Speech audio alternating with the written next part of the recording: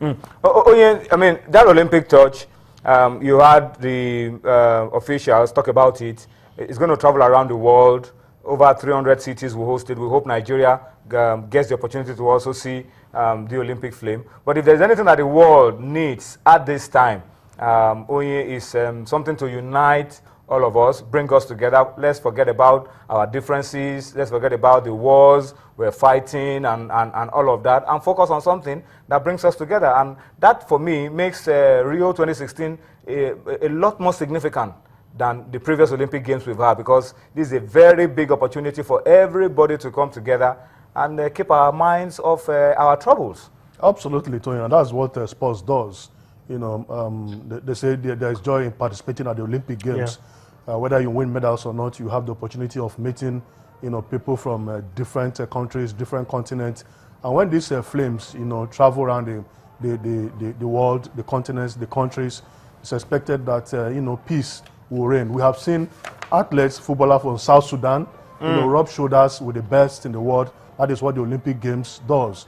You know, supposedly low-profile countries having the same platform to compete with some of the best athletes in the world. So I think with this, we can begin to, you know, expect that peace will reign in the world, especially Brazil. You know, at the last World Cup, the same scenario played out, a lot of protests. But once the World Cup started, you know, when you expect that opposition parties will want to use an opportunity to before the Olympic, before they to get one or two things from you know, government, and the government too want to make sure that everything is done properly for the Olympic Games to, you know, continue. So I don't see what is happening now with the president and the Senate and you know, opposition parties affecting an impeachment, you know, move and no because impeachment. Already we have an LOC and some of the facilities. The funds have been given. Yes, the funds have been released. Some of these facilities were already at the last World Cup. You know, so I don't see anything stopping the Olympic Games. I mean, before we go on to the other issues around the Eagles and other things, I think we should say a word for Brazil. It's unbelievable.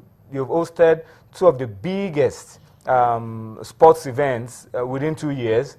Some countries have never recovered economically from doing such, but the Brazilians have been able to put up a good show. At the World Cup, it was good, and we're expecting at the Olympic Games, they will even put up a better show. But the issue is, at the end of it all, are they going to declare profit? Are they going to be standing on their two legs? How they've been able to do it without plunging themselves into a crisis? Some of us don't really understand. But then again, we still have to wait till after the Olympics, especially if this president gets kicked out. A lot of things will come because there are a lot of issues. If it works, if the plan to kick her out works. If it works. A lot of issues of corruption already. The sports minister resigned at some point. So a lot of issues. But you have to give them kudos. It takes a lot to be able to host those events back to back just within the space of 2 years.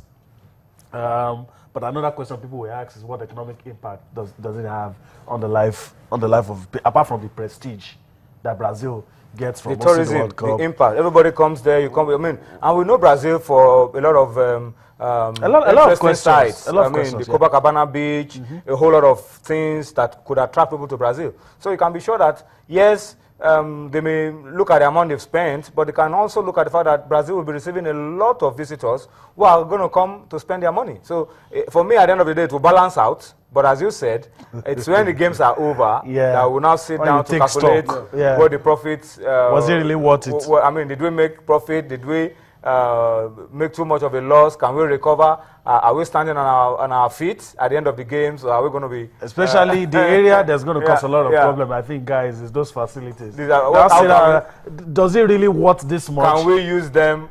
No, after the Olympic Games? You say you're building a facility for $200 million, for instance, and somebody finds out that facility shouldn't cost more than $30 million. Those are the areas. And how are you going to be able to use those facilities at the end of the Games? Yes, keep it. Because you have to find a way to shape, keep those facilities in good shape, and then they can generate some revenue as well. All right, so that's it. Brazil will now be in the eye of the world.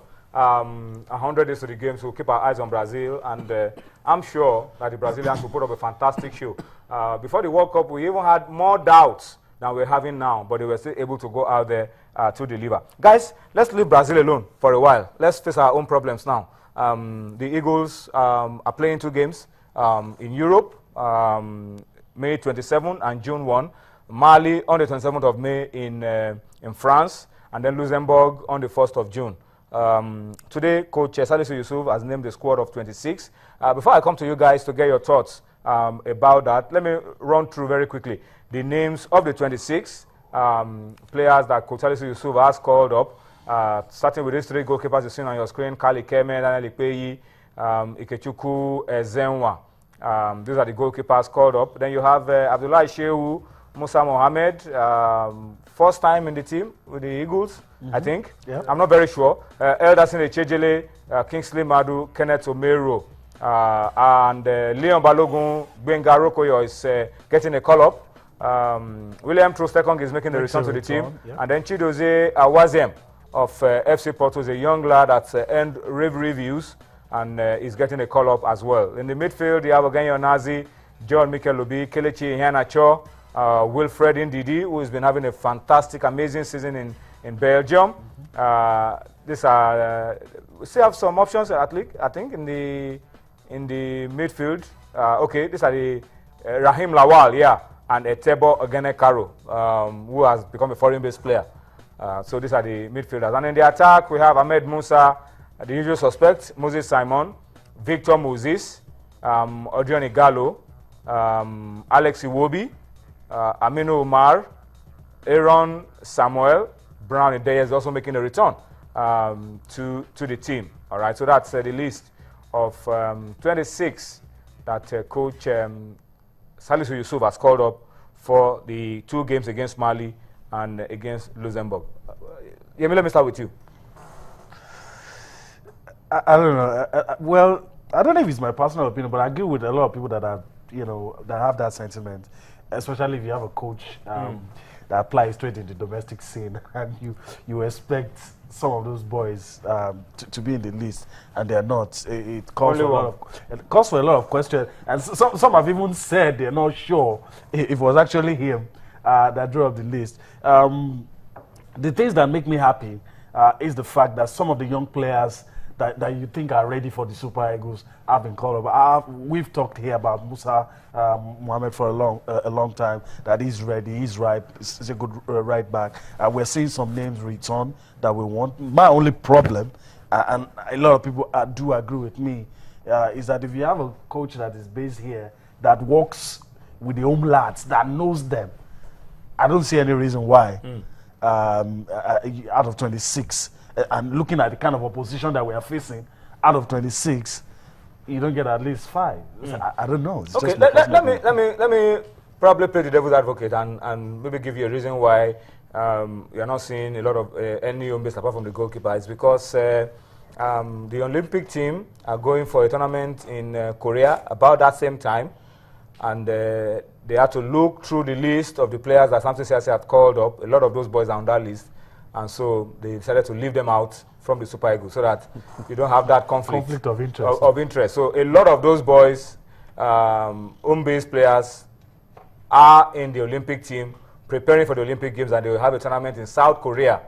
And that's why I think Coach Salisu decided to leave them out. But Onyi, you agree? You are towing the same line with Yemi that Salisu should do a lot more. But apart from that, what else can you say about the list? Well, Tony, the home base issue is a factor, if you agree with me. But I want to do this analysis with some kind of analogy.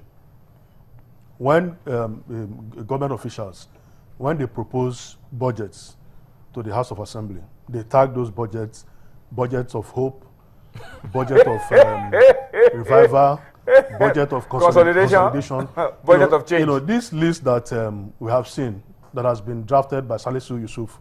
If he was the one that if he was the what do we tag this list?